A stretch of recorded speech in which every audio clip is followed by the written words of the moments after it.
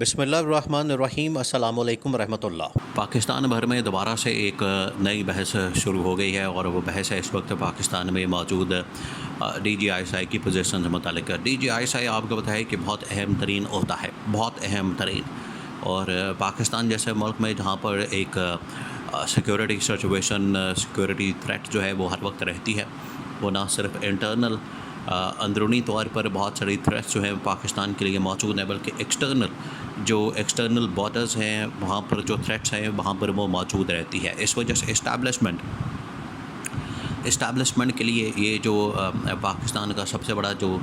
جاسوسی کا ادارہ ہے آئی ایس آئی، اس کی بڑی اہمیت اور اس کی بڑی افادیت اور اس کی بڑی امپورٹنس ہے۔ آج کل آپ کو پتہ ہے کہ D G I S I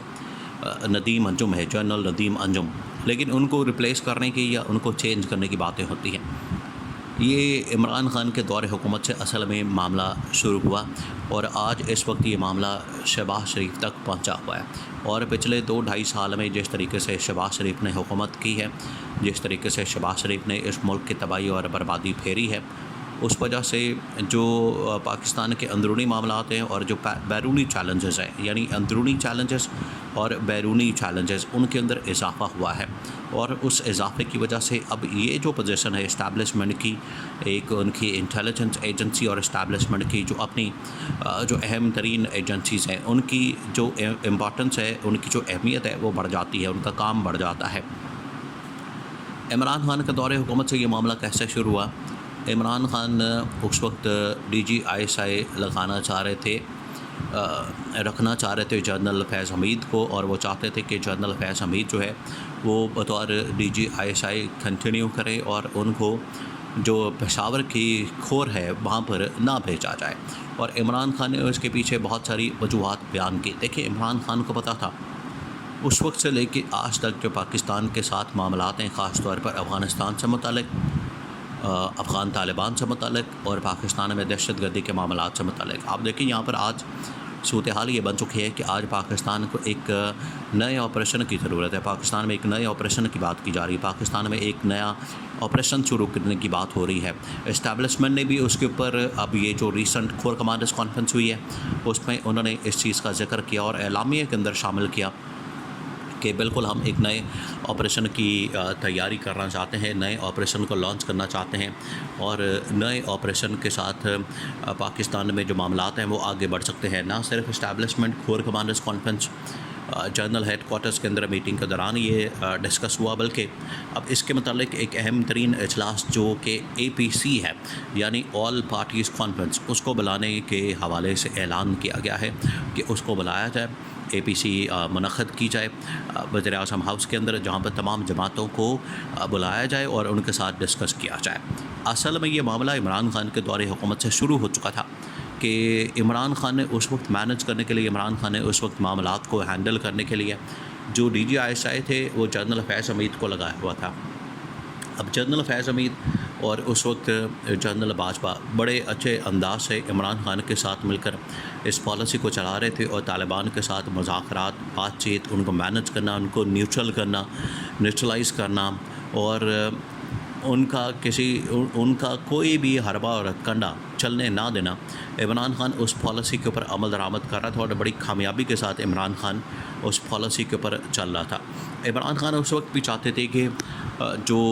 general فیض حمید ہیں وہ بطور D G I S I continue کریں، اور ان کو چینج نہ کیا جائے، تاکہ یہ جو پاکستان کے اندر ایک دہشت گردی کی لہر ہے، دہشت گردی کے جو معاملات ہیں، ان کو ہم اچھے طریقے سے نمٹ سکیں، ان کا مقابلہ کر سکیں، اور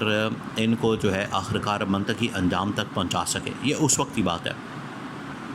اس وقت خیر چینج کر دیا گیا، ڈی جی آئی ایس آئی جیسے تبدیل ہوا، نیا ڈی جی آئی ایس آئی آ گیا، اور نیا جو ڈی جی آئی ایس آئی تھا جنرل ندیم انجم۔ اس کے بعد آپ کو پتہ ہے کہ سارے معاملات آپ کے سامنے ہیں۔ پھر اس کے بعد عمران خان کے خلاف عدم اعتماد ہو گیا، سازش ہو گئی، عمران خان کی حکومت کا تختہ الٹ دیا گیا۔ تو اب اس وقت سے لے کر آج تک یہ تقریباً 2-2.5 سال کا عرصہ ہو چکا ہے، 2.5 سے 3 سال کا عرصہ ہو چکا ہے۔ اب اس عرصے کے دوران سب سے بڑا جو چینج آیا، سب سے بڑی جو اس وقت تبدیلی ہوئی ہے، وہ ہوئی ہے آرمی چیف کی۔ آرمی چیف جنرل باجوہ سے جنرل عاصم منیر آ گئے، جنرل عاصم منیر کے ہاتھ میں کمانڈ آ گئی اور general Asim Munir army chief بن گئے. انہوں نے آ کے بہت ساری تبدیلیاں کی, بہت ساری چینجنگز کی, بہت ساری انہوں نے شفلنگ کی, بہت سارے جو ٹاپ کے جرنیل تھے وہ چھوڑ کے چلے گئے یا پھر ان کو ٹرانسفر کر دیا گیا, شفٹ کر دیا گیا, شفلنگ ہوئی. تو اس معاملے کو بہت, یہ بڑے حساس قسم کے معاملات ہیں, یہ بھی آپ نے ذہن میں رکھنا ہے. یہ جو معاملات ہیں یہ بڑے سینسٹیو ہیں, بہت سینسٹیو ہیں. اس وجہ سے ایک تو یہ پبلک ڈومین میں بڑے کم آتے ہیں, سیکنڈ یہ کہ ان کے متعلق جب انفارمیشن آتی ہے تو بڑی اتھینٹک قسم کی انفارمیشن کے ساتھ آپ نے چیزوں کو ایکسپلین کرنا ہوتا ہے. اب یہ جو سارے معاملات ہیں اس کی ضرورت اس وجہ سے بھی پیش آ رہی ہے کہ اب ایک نئے آپریشن کی, نئی انٹیلیجنس. اب اس میں دو چیزیں ہیں, ایک تو ہے فل فلیج آپریشن جو کہ ڈائریکٹ فوج کرتی ہے,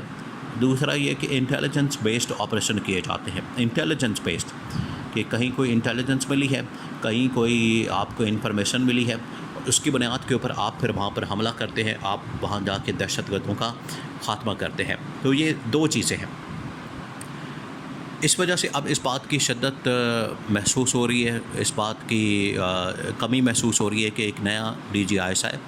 اور وہ اس قسم کا ڈی جی آئی ایس آئی ہونا چاہیے جس نے کہ پہلے آپریشنل معاملات کے اندر جو کہ 2008-9 سے 13 تک, پھر 13 سے 18 تک یہ جو دور تھا, اس دور میں اسٹیبلشمنٹ نے 2-3 آپریشنز لانچ کیے انہی علاقوں کے اندر, یہ فاٹا وغیرہ میں, بارڈر ایریاز کے اندر, اور جو افغانستان کے ساتھ ملحقہ علاقے ہیں وہاں پر آپریشن لانچ کیے گئے. اور